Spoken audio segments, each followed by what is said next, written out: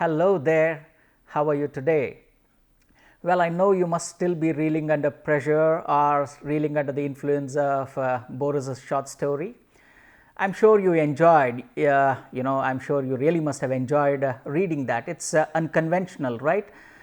Probably it's like no other story you may have read, so that must have given you the value of strangeness as well, because the world he projects is something very different, the metaphors are fresh and all that. Well, if you are bowled by that story, well, you will be in for a better surprise today, because I have more remarkable stories here. In fact, I have two stories in the class, and that's why, let's raise, maybe after listening to these two remarkable stories, I'm sure you will raise 3 cheers to these remarkable stories. Okay. Now, usually when we say cheers, it's more celebratory in nature, because we celebrate. So here is celebrating the spirit of literature, celebrating extraordinary quality, extraordinary values that literature imparts to us. So following the tradition, that's why I call this class 2 stories and 3 cheers. All right, don't get me wrong. So now let's go ahead and see our first story. The first story is called Kafka and the Traveling Doll, by a well-known Spanish writer called Jordi Sierra Fabra. Okay, this is our first story. Yes, my dear, this is the first story. All right, he is bubbling with enthusiasm. Let's go ahead and see what's the first story. Okay, so this is how the story begins. Before that, of course, in case you don't know who Franz Kafka is, this is said, in fact, it is said that the story is based on the last days of the extraordinary writer called Franz Kafka.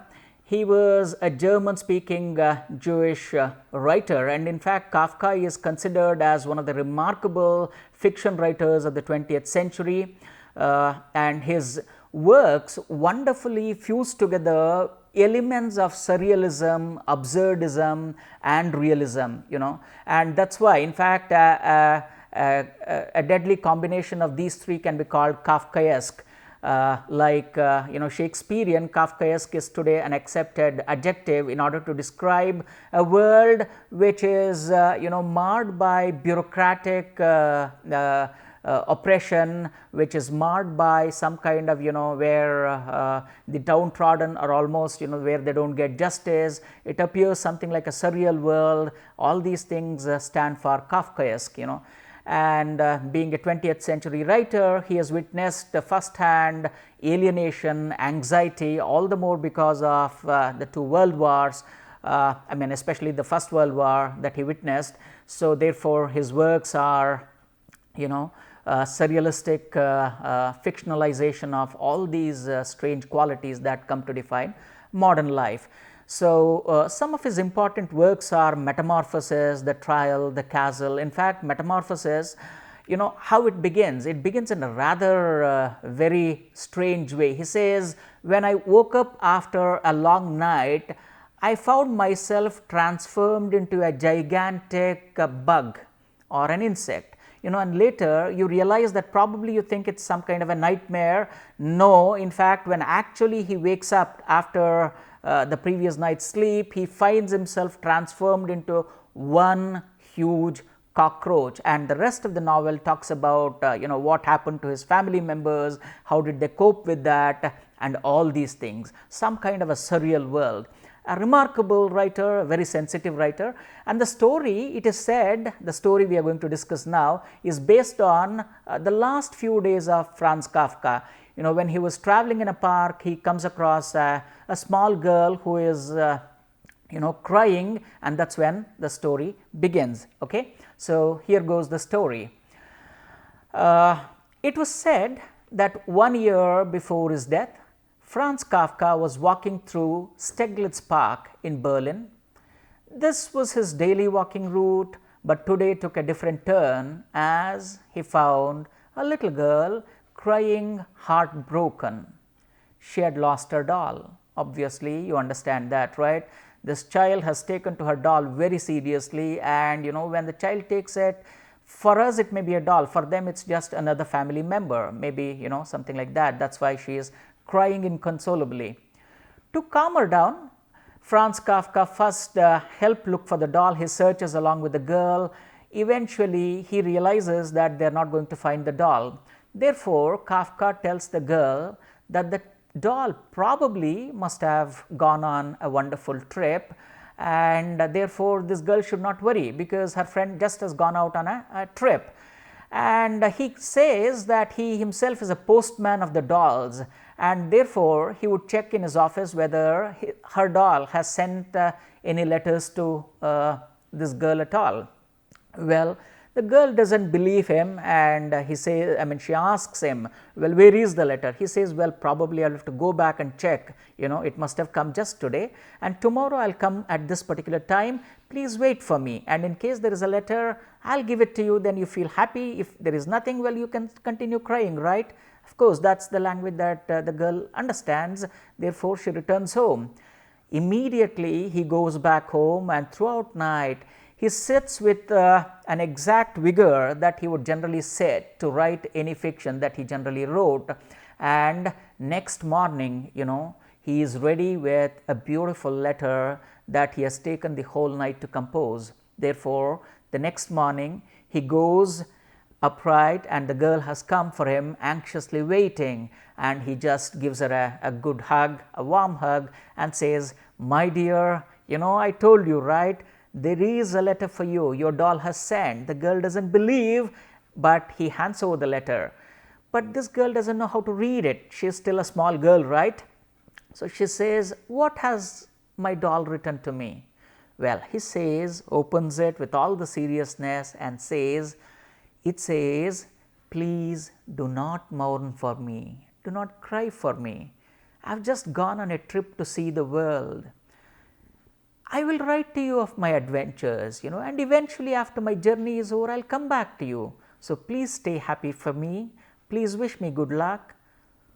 Well, the girl is so happy. In fact, she thought the girl thought that her doll was lost forever. On the other hand, all that the doll has done is gone on a beautiful trip. That's how she has come to believe. So this is how this beautiful relationship begins, the relationship between the little girl and Franz Kafka, and it lasts for a couple of weeks. When he and the little girl met, he read her from these carefully composed letters the imagined adventures of the beloved doll, imagined for him, whereas it's real for the little girl because she believes in that, right? Well, for 3 weeks, Kafka focused exclusively on the doll's letters and handed them on to the girl every day. After reading them, he would pass that letter on to her, and she would keep it. Though she doesn't know how to read it, she would keep it as a sweet remembrance of her doll, something like that. It goes on beautifully like this for some time, and maybe now the time has come for the girl to realize, and then what Kafka does, he presents her, maybe after a couple of weeks, he presents her with another doll, maybe the last letter or something like that. Then he says, in the last letter, probably this is my last letter, and there are different versions of this story, there are different versions of the story, and in some version it said that Kafka even arranges a marriage of the doll and finds a match for the doll and all that, and the little girl believes that, now I am about to be married, I will be slightly busy, I may not be able to write so regularly for you, therefore, something like that, and then after that Kafka presents her a new doll, and now the little girl thinks this is not her doll. Now she tells him, this is not my doll. It's true, this is not your doll. You may think like that, but look what your doll has written here. In fact, inside the doll there's a letter, and there it says, this is actually me. My travels have changed me, that's all.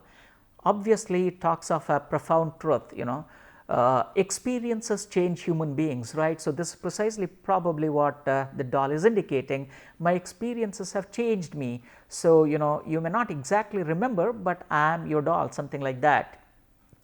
Well, many years elapse, and years later, now the little girl is now a grown-up girl, and when she is searching one day, maybe casually, when she is searching through her doll, she finds a small letter stuffed inside an unnoticed crevice. She had probably not noticed it earlier. Then she just picks it up and reads. The summary of it simply means this, everything that you love, you will eventually lose. But in the end, love will return in a different form. This is what she learns. Such an extraordinary lesson in love, a lesson in life, and that's something that all of us should also learn, right? Because every moment is precious. No point cribbing over a moment that's already gone, because unless we are open to receiving the fresh idea, or unless we are open to, if we don't block ourselves out, if we don't open ourselves out, if we simply block ourselves inside, then there is no scope for fresh experience to come in, right? So probably this beautiful story talks of very many things. In fact, this story went on to win a national award for children's literature, So a very remarkable short story. You will find it on the net, maybe in different versions. I hope you enjoyed this, right? How was the story?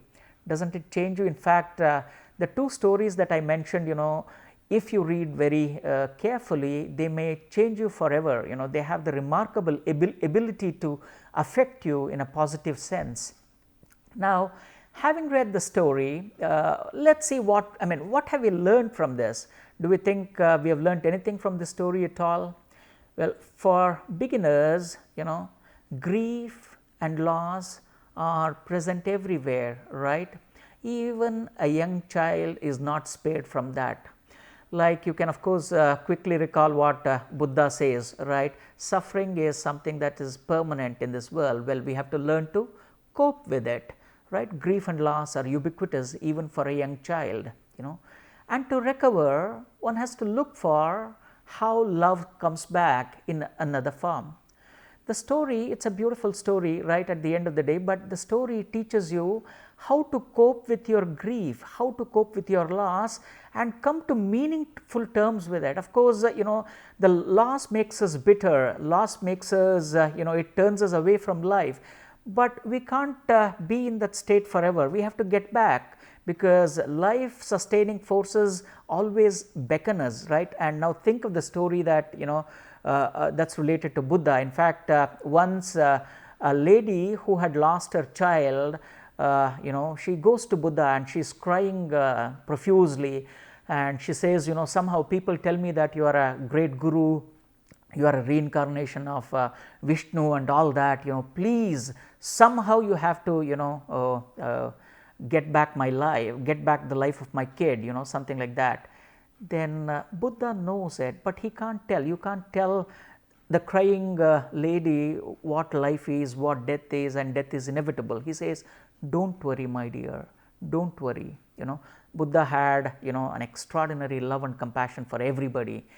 Anybody who went to him felt a motherly presence, right? So he consoles her and says, now just go around, if you can get me some, some mustard seeds from any house that has not witnessed death, I can definitely get back your kid, just get me. All that you have to do is just go around, get me back some mustard seeds from that house that has not seen death. Now this woman is fine, okay, yeah, this I can do. She just wipes her eyes, tears and all that. Then she goes on asking around. Now that's when she realizes that every house has witnessed death, every house has seen loss, every house has seen some kind of tragedy or the other, right? I don't think there would be any house that hasn't seen tragedy. And during that travel, she realizes one great thing, that loss is inevitable, probably we need to come back. And then she comes back a little overcome. She says, well, I know what you mean. Fine, let me wait. That's the story of Buddha, right? So in its own way, this story too is making this little girl realize the profound truth that Buddha, imparted to that lady, right? Don't you think so? Now the girl gradually, eventually comes to terms with the predicament of the doll, and therefore, when her object of affection returns, even though in a changed form, she welcomes it because she has nurtured, she has nursed that hope that what she has lost will come back to her. That's a remarkable thing that our little girl learns.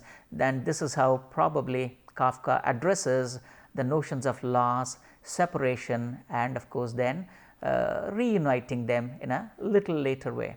Now look at this, the entire structure. Now what is this fiction doing here? Of course it's a story. Now, and obviously we discussed this, right? Fiction is basically, when we say fiction, it's a lie. So within this lie lies a profound truth, right? Within the lie, within this untruth lies a profound truth that loss is inevitable. Coming to terms with that loss is the order of the day, something like that. So within a lie is the greatest truth that humanity can ever discover.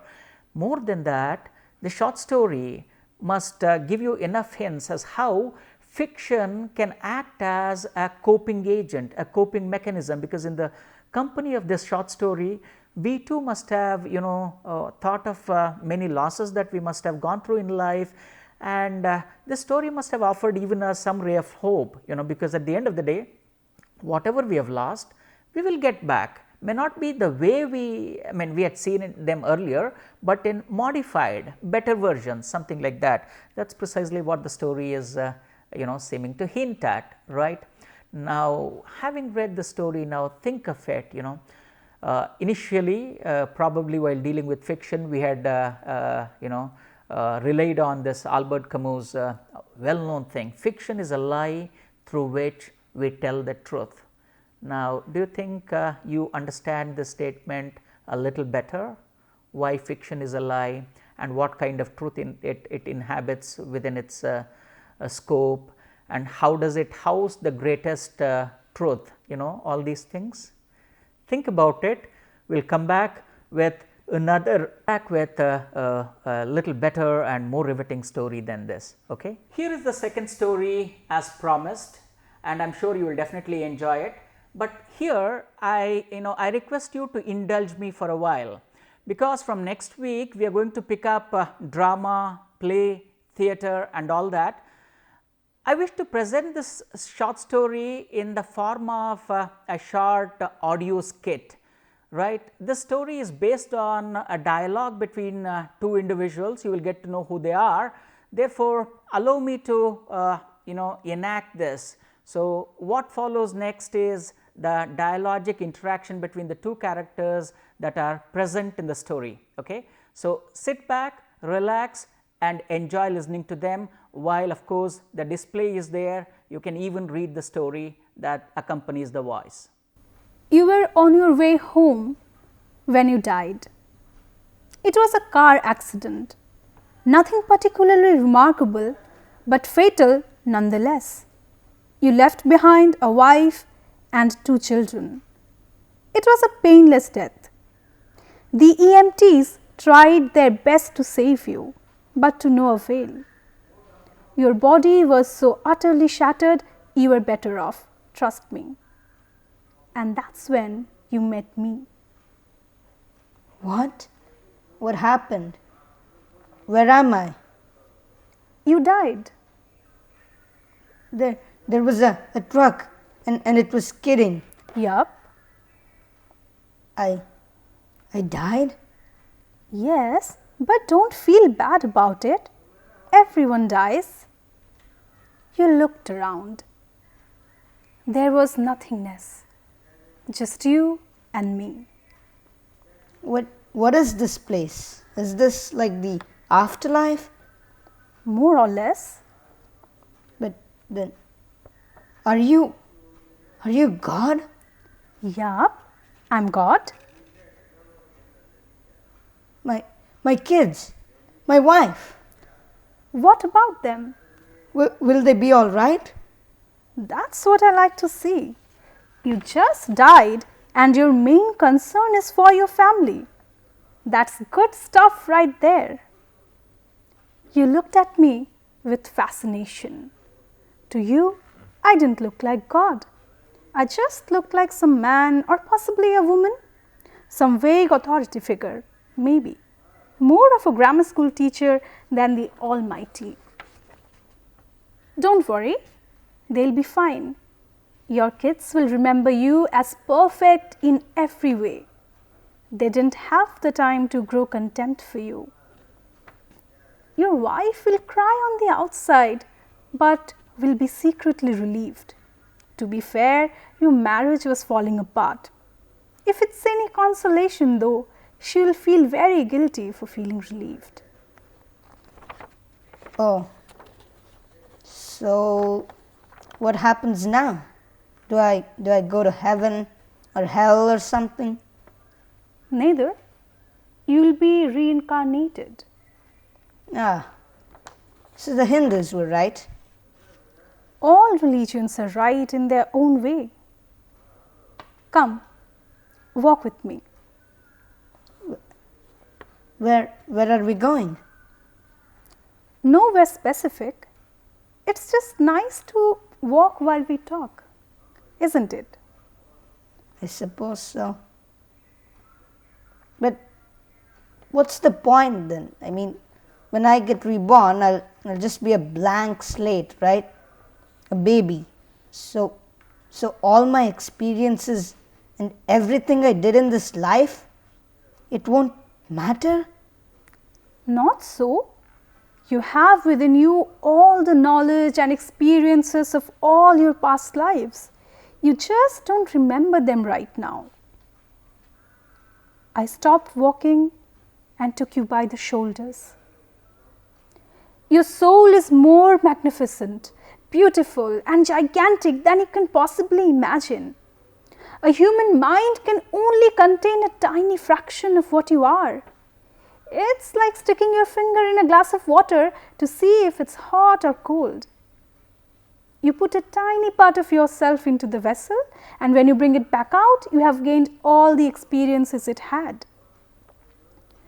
You have been in a human for the last 48 years, so you haven't stretched out and felt the rest of your immense consciousness.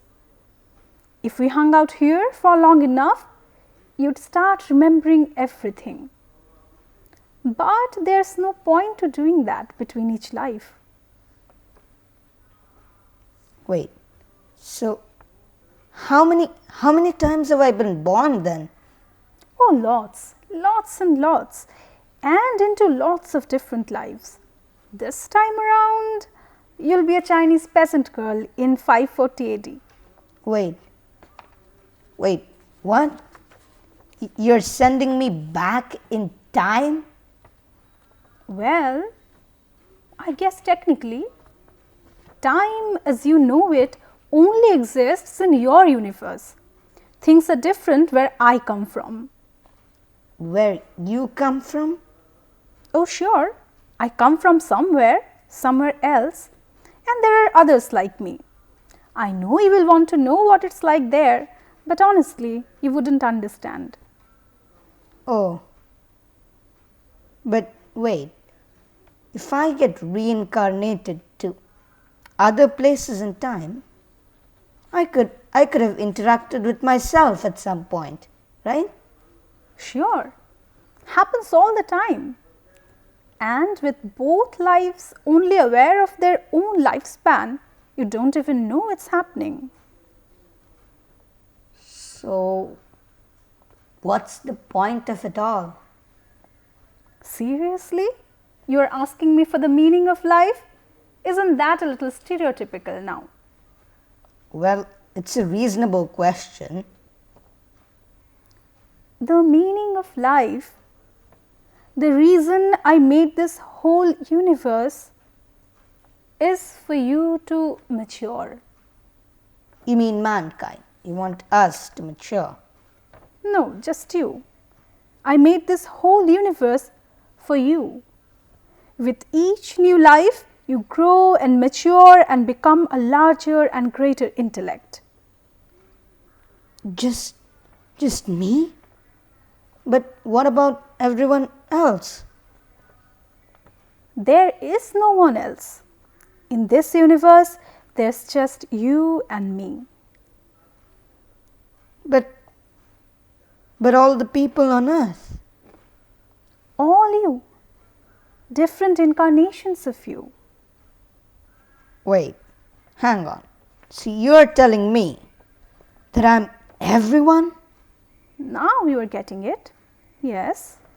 So I'm every human being who ever lived. Or who will ever live. Yes. So then I'm Abraham Lincoln.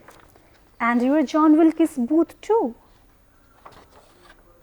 Hitler? And you are the millions he killed.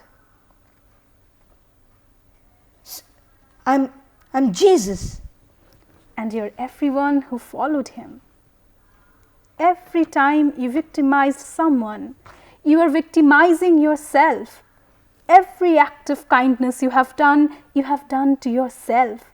Every happy and sad moment ever experienced by any human was or will be experienced by you.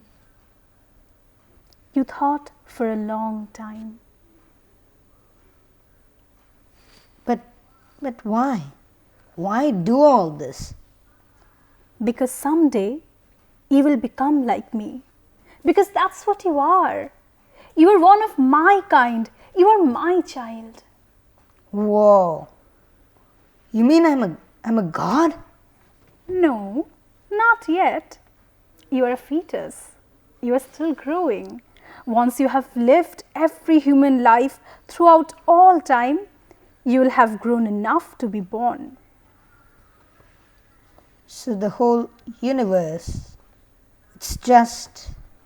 Yes, you're right. It's just an egg. Now it's time for you to move on your next life, buddy.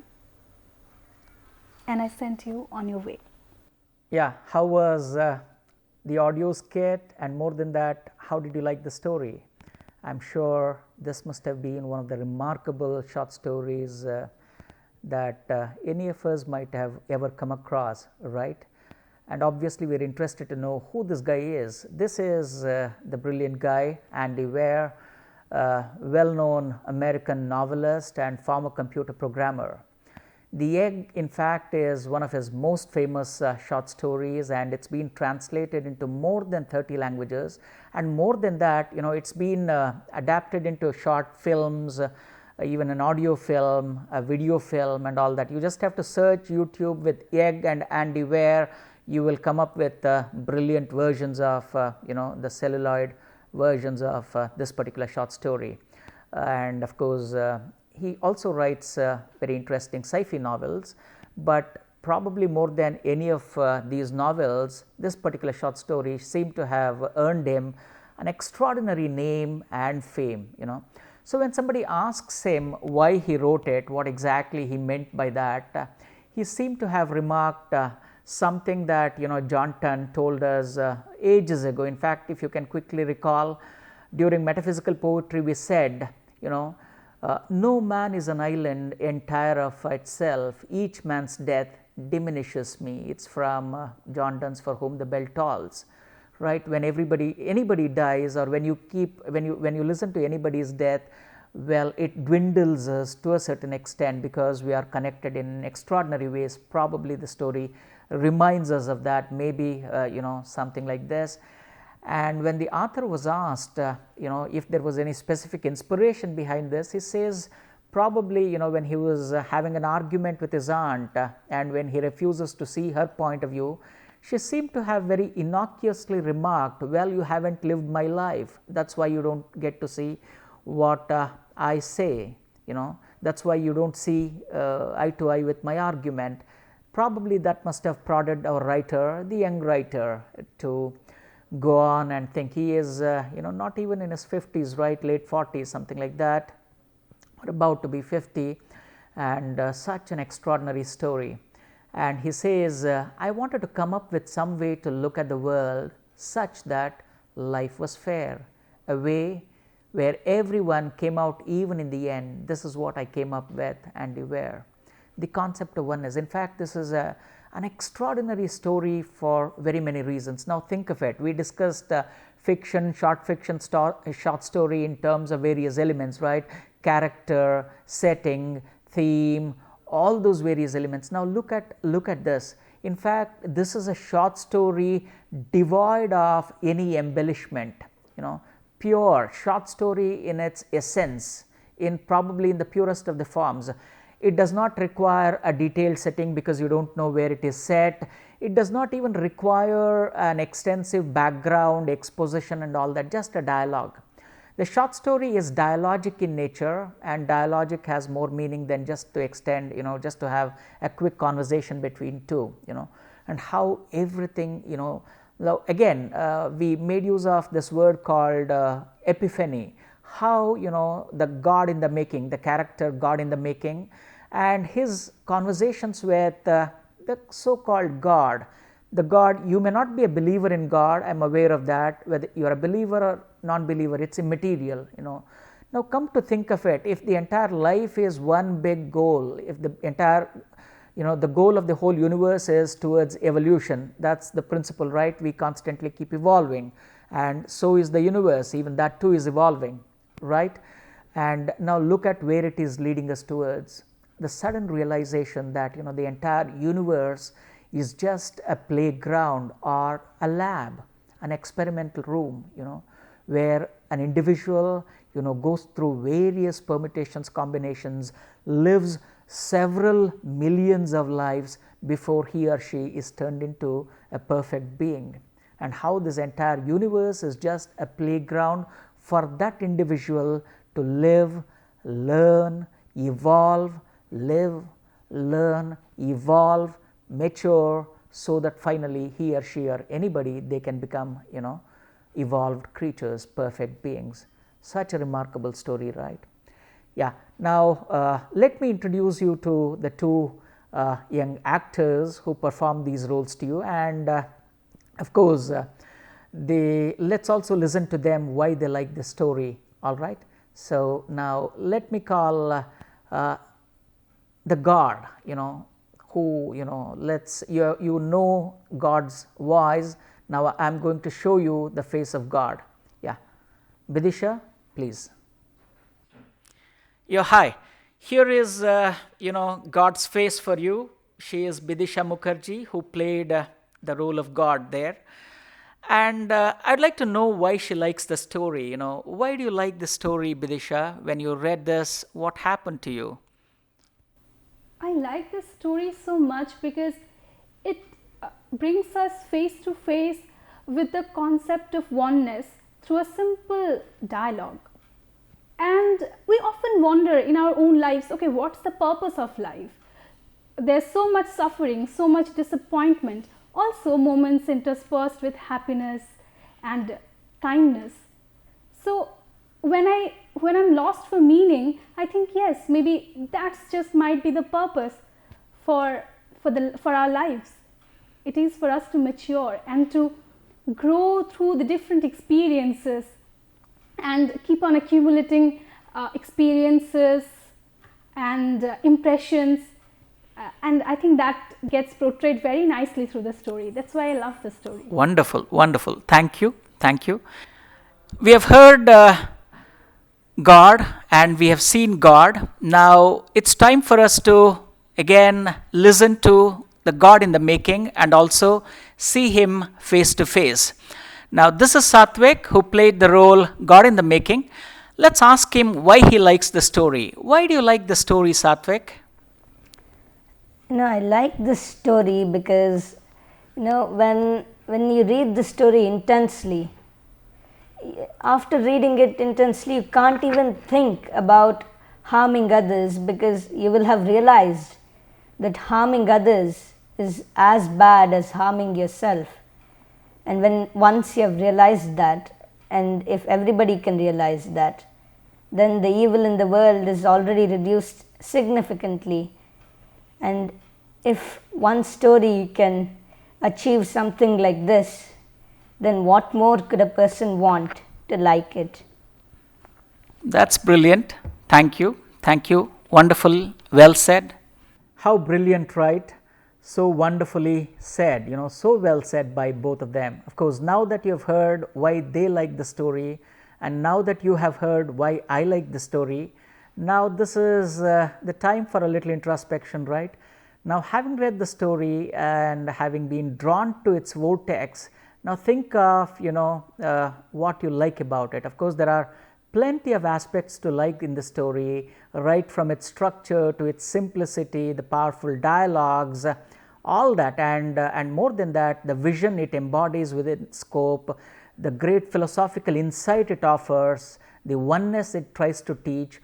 All of them are remarkable. Now, see if you can formulate your own answers, and maybe you can even record it on our Swayam portal. Try to see that. All right. Thank you. In fact, I hope you enjoyed both these stories, like the Boris story, the Book of Sand. These two stories are remarkable, and I am sure you enjoyed reading them, listening to them, and see if these stories can inspire you to write in some way. They are absolutely, that would be an extraordinary venture. All right. See you in the next class. Thank you.